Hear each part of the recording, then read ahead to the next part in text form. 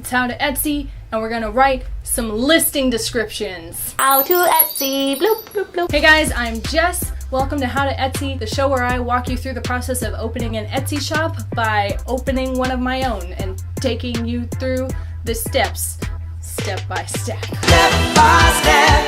If you've missed any of my previous episodes, there's a playlist I'm going to link down below. You can go and watch everything we've done so far to get us to this point, the listing writing point. Writing Etsy listings can be intimidating. You stare at that blank text box and you think you know everything about your product, but then all you can really write is, these are very pretty things that I made, you should buy them. Happy face. And that's a good start, but you want to have a little bit more detail than that. Ideally, when a potential customer goes to your listing, looks at your pictures, and reads your description, they have every question they could possibly think of answered up front, so they never have to send you a convo. Today, I'm going to give you a step-by-step checklist of things to include in your listing so that you achieve that. Before we even begin, if you go through all these steps, you write your listing and you still feel like it's not really where you want it to be, at least you've got something. Something is better than nothing. The more people interact with your products and write to you about them, the more you're going to have a better idea of what to include in your listing. So write your listing, but then when you get questions in the future, try to incorporate the ones you see the most into your listing.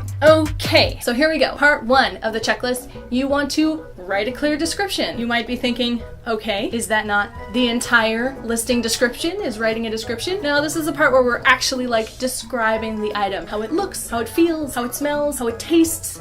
If it has a taste, I'm missing a scent. What's the fit? How it sounds. But the more senses you get involved in your description, the better sense of your item the people looking at your description will have of it. You basically want to describe your item as if the pictures weren't there at all. So everything you captured in the pictures, try to capture in your description. And a good place to start if you're still stumped is to just make a list of keywords and tags that describe your product that you think people might search for. Just make a list and then build your description around that. For my gloves, I might write down things like hand knit gloves, colorful, merino wool, unique, mismatched, etc. And the description I write might sound something like, these one-of-a-kind hand-knit gloves are made from exquisitely soft merino wool with splashes of purple, pink, and green. These colorful fingerless gloves are intentionally mismatched. They feel great on the skin, soft to the touch, and non-itchy. If you're looking for a unique gift idea, snatch these up. Including keywords in your description is also going to help with that mystical SEO magic that happens. The more keywords you can put in your description, your tags, and your title, the more likely people are going to be to find your item when they're searching for those things. Item number 2, size matters. Tell us how much we're getting, how big it is. Measure it. Measure in inches, measure in centimeters. Weight?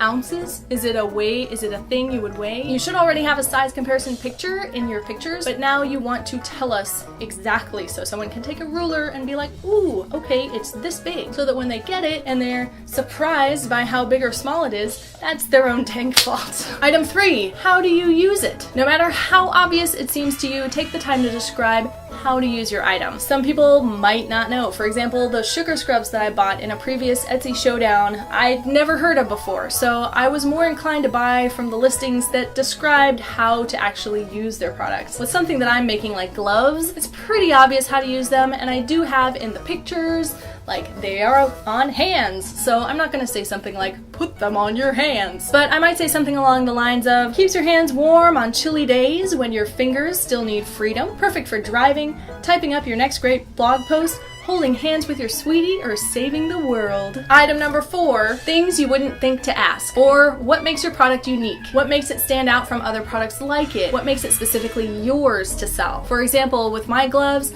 I only use hand-spun, hand-dyed yarn from other Etsy users, and I knit them simultaneously. I knit both gloves at the same time, working from both ends of the yarn. So the colors end up all crazy, intentionally mismatched, and every single pair is completely one of a kind, even if they came from the same skein. That information is going to appeal to people who are shopping for gloves and identify as unique and quirky. They're going to want something that nobody else has. Going back to the sugar scrub soaps, there was a shop I bought from called Whimsy by Lindsay, who mentioned in her listings that her scrubs are vegan and cruelty-free, and she really broke down each ingredient and what it was in there for, so no ingredients were superfluous. And that kind of information is going to appeal appeal to someone health conscientious or vegan that might otherwise have bought a different soap scrub. Number 5, tips and warnings for unique users. No two people are the same, and some people are gonna have unique difficulties with your product that others might not. For example, when I was selling hula hoops, beginners needed different size hoops than non-beginners. People of different sizes and different heights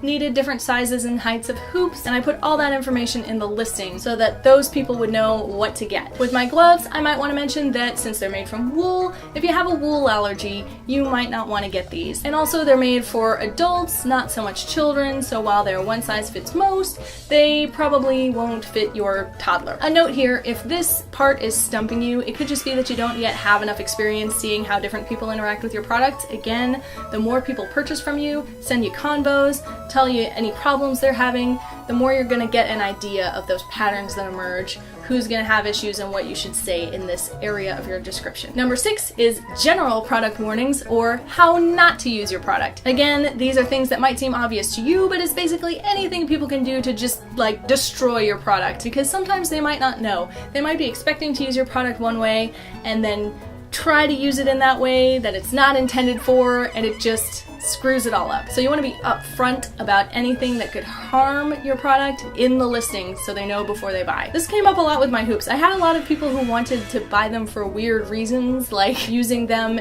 to like hang things from, or to put in costumes, weird stuff. People would message me all the time, would your hoops work for this? And I eventually had to put in my listings like, no, these are intended to be danced with or for fitness use only. If you do anything weird with it, I can't be held responsible. But other than that, general advice would be don't leave it in your hot car. It might melt and warp the tubing. Don't leave it collapsed for extended periods of time, because again, you could permanently warp the tubing. This was good to say up front because some people were looking at the collapsible feature as a storage solution, which it was not intended to be. For my gloves, since they're made out of a wool yarn and they're not really like reinforced with any leather, I might mention that they're not for extended heavy use. You don't want to be doing like heavy lifting or yard work or things like that in the gloves, and you don't want to machine wash them because that could also ruin them. You want to hand wash them with mild soap. And finally, number 7, you want to put any special ordering notes and your shipping information. Etsy allows you 2 drop-down menus for variations, but if your product has more variations than just the 2,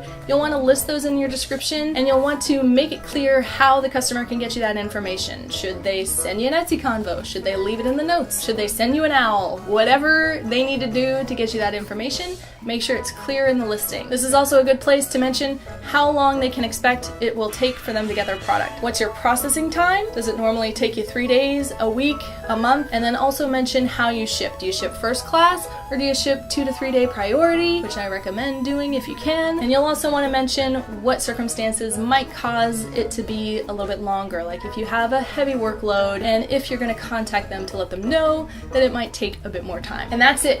That's it. If you just go through this checklist and make sure you write something for each item, then you will have an extremely informative and helpful listing, and people will be much more confident buying from you, even if you're a brand new shop. So just to recap, 1, have a clear description and use your keywords. Number 2, make sure to tell the size and or weight of the product in standard and metric measurements. Number 3, tell people how to use it. Number 4, what makes your product unique or things people wouldn't think to ask. 5, tips and warnings for specific users. 6, general product warnings. And 7, ordering and shipping information. I'm also going to put the checklist down in the description, along with the description that I've written for my gloves, so that you can kind of get an idea of how to use this checklist. One more note before I go. When you actually get into Etsy and you're filling out your listing, you want to make sure you have very clear formatting. Leave space in between your sections. You don't want to hit people with a big wall of text. You can use caps and dashes or asterisks as headers. You can use bullet points. I'm going to link that Whimsy by Lindsay's shop in the description, one of her listings,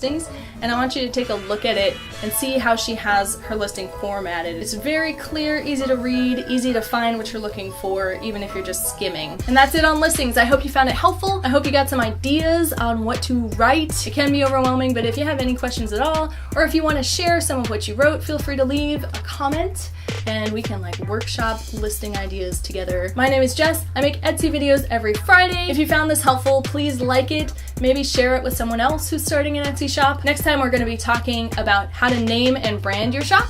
So if you want to see that, be sure you're subscribed. Thank you very much for watching. I hope you are having a beautiful day, and I will see you the next time I make a video. Goodbye!